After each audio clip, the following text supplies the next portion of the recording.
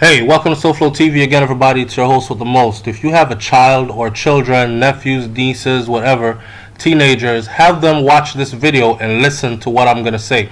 What I want you to do is to watch this young man's expressions. I'm going to fill you in on the whole story, but continue to watch the video clip first because it is the major part of this message. It is our duty to save the children before they get to this stage. And in this video, we attempt to do so. Watch.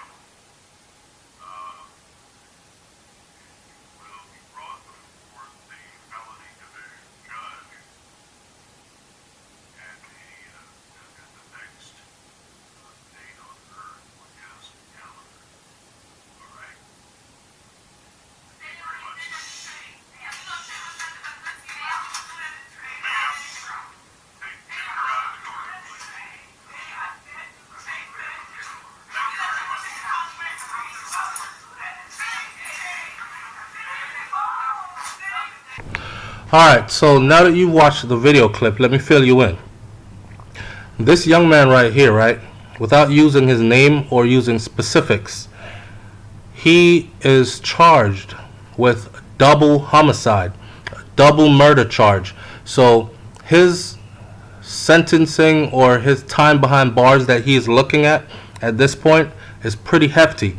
You're talking about being in your early 20s, between 21 and 23, and looking at the rest of your life behind bars. The rest of your life behind bars. Because you were inveigled, coerced, encouraged to do stupidness by people that you thought were really down for you, or were really going to be there through thick and thin your entire lifetime. Double murder charge. It is said that he was the one that pulled the trigger. I don't know if he was, but if he was, then he's got everything coming to him, and I hope he receives it well. Talking about this video though, what he is trying to do is, this is a desperate attempt to plead insanity. Can you imagine going down the wrong path? And come on now, we've all been there. We've all been young children, and then we grew into teenagers. Some of us were unruly, some were not. Some of us followed bad companies, even though we were not unruly, and could have ended up in places where, you know, they have that saying, the wrong place at the wrong time. So right now he is charged with being the one to pull the trigger, being the one to murder 2 people. He is looking at the rest of his life in prison, and his reality is just setting in, because when he looks to the left and he looks to the right and he looks behind him and he looks in front of him, all he sees, do you see what he sees? big grown men in state uniform, prison uniforms, law enforcement uniforms, and a judge in front of him. He now knows that his life, as he knew it, is over. This is one of those, God, if you take me out of this situation, I promise, I swear I will never do it again. The funny thing is, being realistic and being truthful, many of us have said, God, if you take me out of this situation, I'll never do it again. Maybe it was your first time smoking a joint and you were too high and you just couldn't handle that high, or you got too drunk because your friends kept saying, drink more, drink more. And there you were, praying to the porcelain god, throwing up in somebody's toilet and praying, God, if you please just take this off of me, take this high away from me, I'll never do it again. And you found yourself right back at it, right? Doing it again. Encouraged, inveigled, coerced by the same people that put you in that situation in the first place.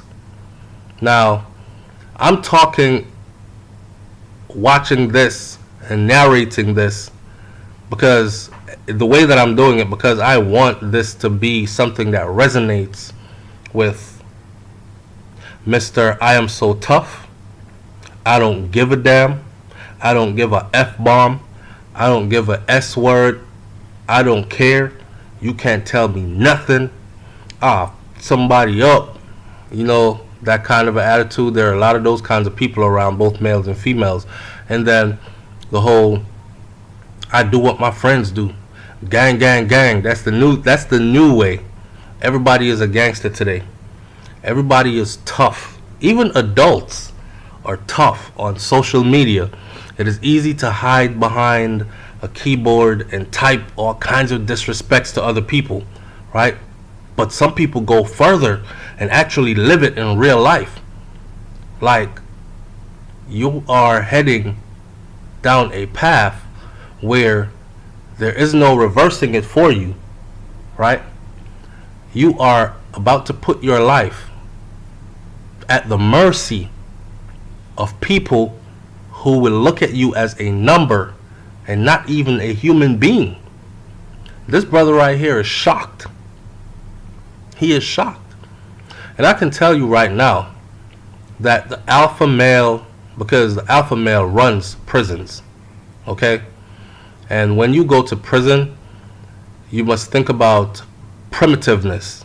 You must think about alpha as in raw and uncut.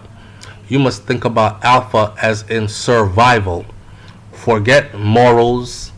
Forget all the things you were taught about what is just and what is unjust. A lion jumps on a gazelle, brings it down, cuts its neck with fangs for teeth, busts the jugular vein, eats it while its heart is still beating. That is survival. Okay? I can tell you right now that this brother right here does not look like an alpha male to me. He does not strike me as the type that is going to be able to overpower a 250-pound, 6'4" alpha male that has a life sentence himself. What he strikes me as, though, is one of those that will be taken advantage of behind bars, where unspeakable things will be done to him in the name of survival. Things that will make you question your sanity, your reality, your sexuality. You will start to tell your people, don't come visit me anymore. I don't want to see them. I don't want to see you anymore, mom. Don't come see me. Realizing that the same mom or the same dad who talked to you over and over and over again to try to get out of this situation, man. Listen, this is not good for you. I need you to go to school. You don't have to have a job. We pay the bills. We're your parents. Da, da, da. You don't care. You just wanted to follow your homeboys and your homegirls, and your parents warned you and warned you and warned you, and you would not listen. And here you are, about to give away the rest of your life at 20, 21, 22, 23 years old. You're about to do more time in prison than the amount of time you've done on earth as a free man. That's crazy. Check it. What's crazy too is friends, so-called friends, and relatives, cousins, aunts, uncles, that encourage young people to go the wrong way. Oh, that's my nephew, he's gangster. That's my brother's tough, he'll F you up. That's my cousin gangster. What up, blood, blood? If you watch that video clip, go back and watch it again and watch the last final piece. You can hear his family members in the courtroom saying, "Daddy, we love you." And then they're arguing with the bailiffs and the law enforcement officers that are present.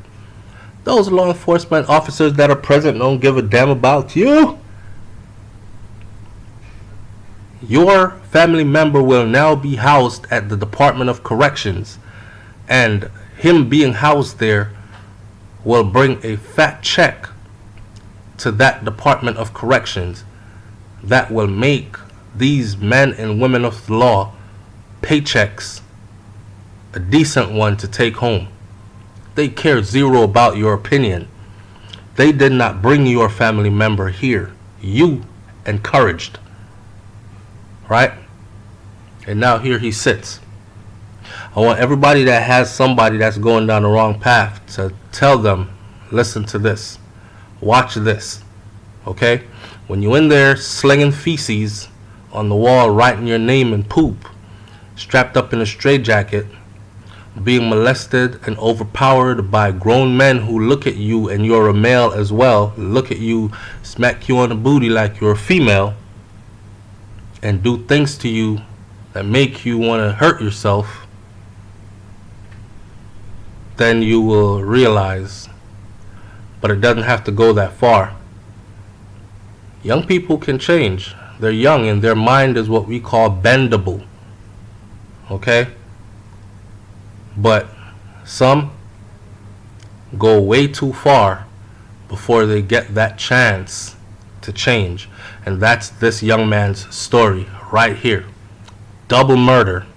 There's no coming back from this. No coming back from this. Save others so they do not end up like him. It's SouFLoTV, man. Like, comment, share, subscribe. Leave your comment in the comment section below. I'm out. Peace.